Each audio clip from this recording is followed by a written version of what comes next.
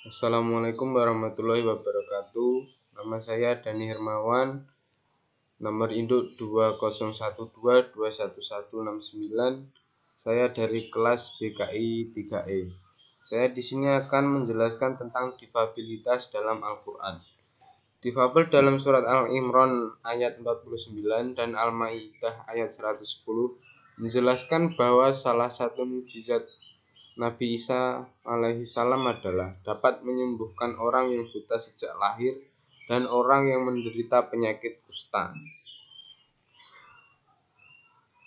Di dalam sejarah, persoalan mengenai difabel tenggelam dan menjadi wilayah alam fakar fihi atau hal yang tak terpikirkan. 1. Islam memandang netral mengenai persoalan difabilitas. Islam lebih memandang hal yang substansif dari hal yang bersifat artifisi sebab Islam lebih menekankan pengembangan karakter dan amal soleh. Sebagaimana dalam surat Al-Hujurat ayat 11 sampai 13,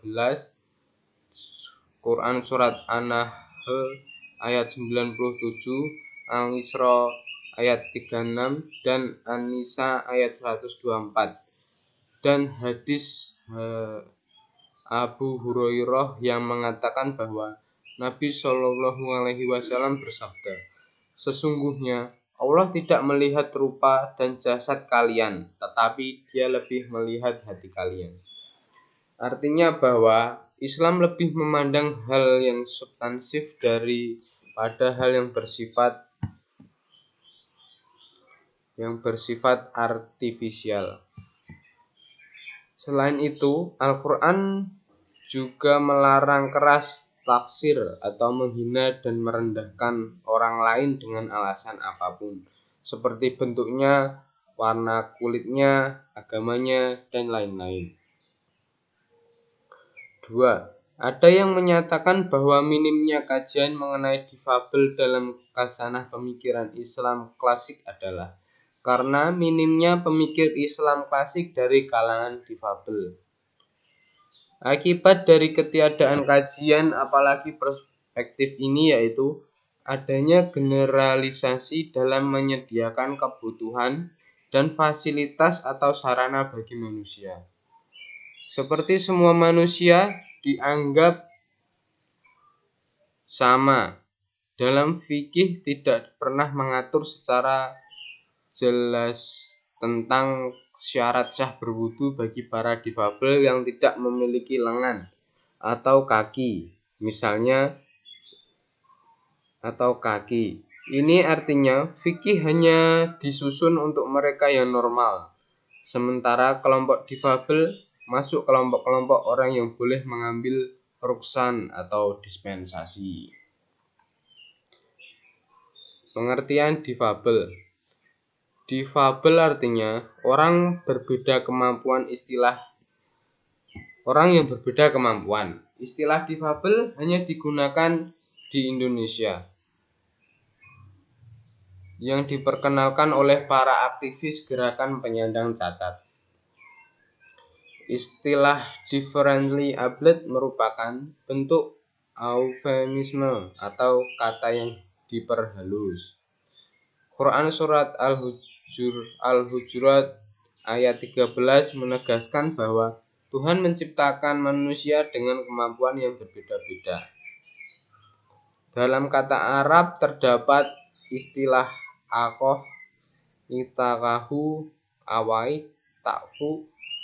Jika disubstansikan, istilah tersebut adalah keterhalangan, keterbatasan, dan kepayahan dalam melakukan sesuatu, baik karena faktor fisiknya yang kurang normal maupun karena kondisi yang tidak bebas merdeka seperti seorang budak.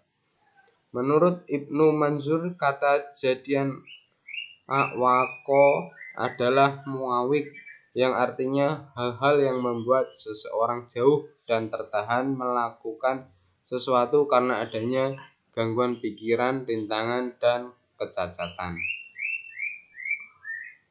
Manusia dalam Al-Quran dan persoalan disabilitas. Insan dalam Al-Quran meliputi 3 konteks: keistimewaan sebagai khalifah dan pemikul amanah, predisposisi negatif dari manusia, dan proses penciptaan manusia. Al-Quran tidak memandang rendah para disabilitas fisik, tapi mengkritik pedas orang yang normal secara biologis namun tidak fungsional. 2. Al-Nas, artinya manusia sebagai makhluk sosial karena bersifat horizontal, namun bukan berarti tidak memiliki relasi yang bersifat vertikal. Kata yang mendeskripsikan kelompok manusia yang beriman sebatas lahiriah saja, pemburu dunia, dan lain-lain. Disabilitas dalam Al-Quran tepat digunakan untuk hal yang bersifat fisik, dan cacat lebih tepat digunakan untuk hal-hal yang bersifat non-fisik. Karena itu, kesempurnaan manusia tidak bisa dilihat dan diukur dari fisiknya.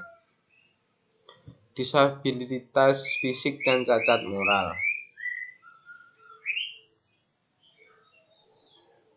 Berikut makna dari kosakata yang diasosiasikan dengan disabilitas fisik tersebut. 1. Tunanetra. Dalam Al-Quran, kata dan derivasinya disebutkan sebanyak 33 kali, 21 kali dalam surat Makkiyah dan 12 kali dalam surat Madinah.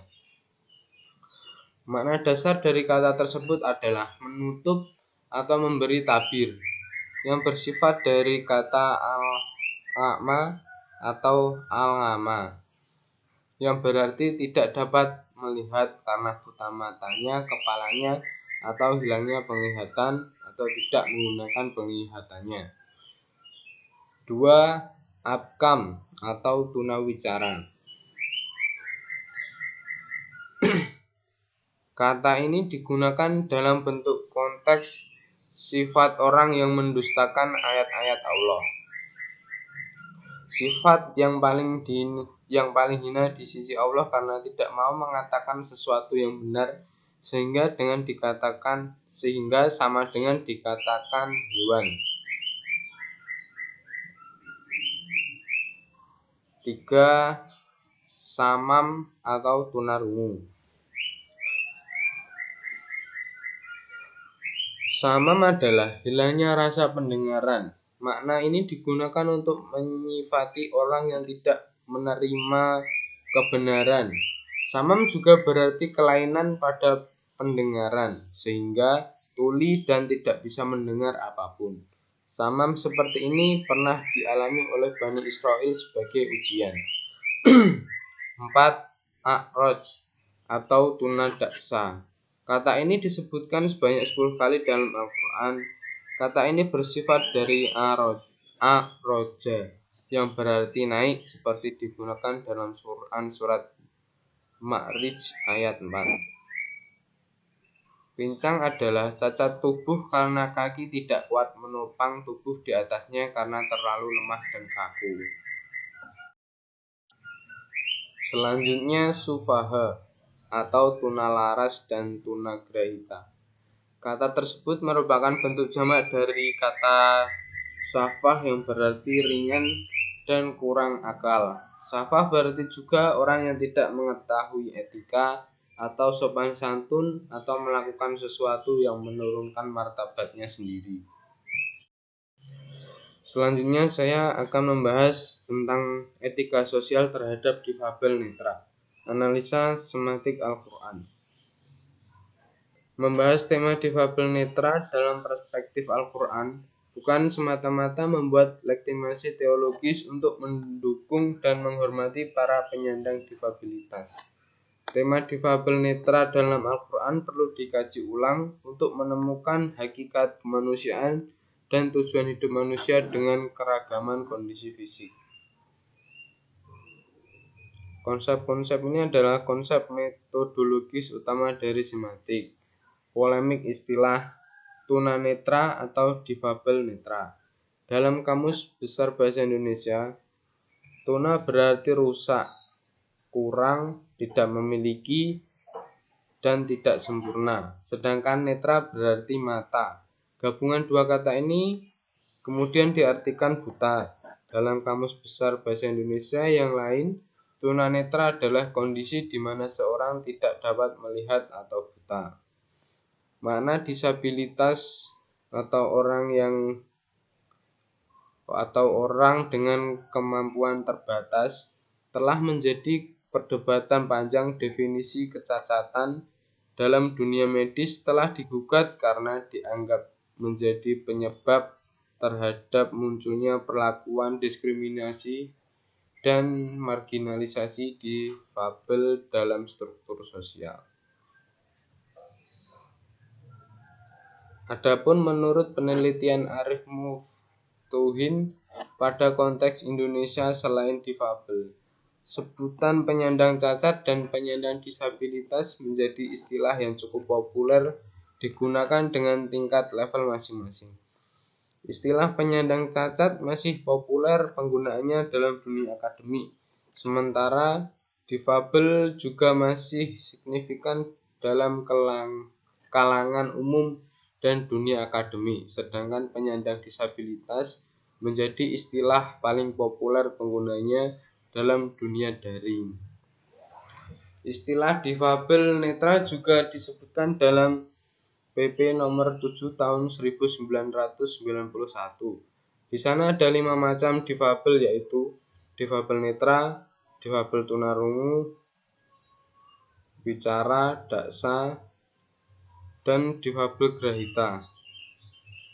Adapun pengertian difabel netra yaitu seorang yang mengalami gangguan daya penglihatan, baik berupa kebutuhan menyeluruh atau sebagainya. Karakteristiknya yaitu tidak mampu melihat, tidak mampu mengenali orang pada jarak 6 meter, dan kerusakan nyata pada kedua bola mata. Dengan mengikuti alur argumen, istilah tunanetra dianggap tidak lagi layak untuk digunakan karena masih memosisikan orang yang mengalami keterbatasan fungsi indera penglihatan sebagai cacat individu. Makna dasar. Makna dasar adalah sesuatu yang melekat pada kata itu sendiri dan selalu terbawa dimanapun kata itu berada. Kata kunci yang menjadi fokus kajian makna dasar adalah kata al-a'ma. Secara keseluruhan, al-a'ma disebutkan dalam 33 ayat Al-Quran. Al-a'ma yang berarti hilangnya penglihatan secara total. Makna relasional dengan paralel retorik. Makna relasional dalam sesuatu itu atau makna konotatif yang ditambahkan pada makna asli ketika kata tersebut menempati posisi tertentu pada medan tertentu. Maksudnya, setiap kata yang menempati posisi pada kalimat akan menghasilkan makna baru.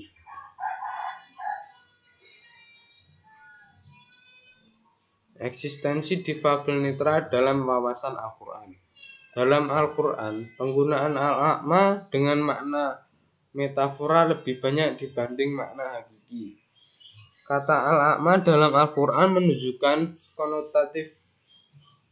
konotasi negatif yang sering disamakan bagi al-a'ma terbantahkan. Kata al-a'ma sebagai analog bukan pada makna denotatifnya tapi makna level konotatifnya. Kata al-a'ma dalam wawasan Al-Quran tidak hanya kata biasa, tapi menjadi konsep penting dalam membangun sebuah kritik sosial. Kesimpulannya, kata al-a'ma dalam Al-Quran memiliki dua makna, yaitu satu, makna konotatif menunjukkan kepada konotasi negatif. Dua, makna denotatif muncul ketika Al-Quran memberi apresiasi terhadap difabel netra. Dua hal yang diperjuangkan Al-Quran terkait difabel netra. Satu, pembelaan terhadap orang yang memiliki keterbatasan indera penglihatan. 2. Kritik sosial terhadap kebiasaan orang Arab yang buta batin. Sekian dari saya. Wassalamualaikum warahmatullahi wabarakatuh.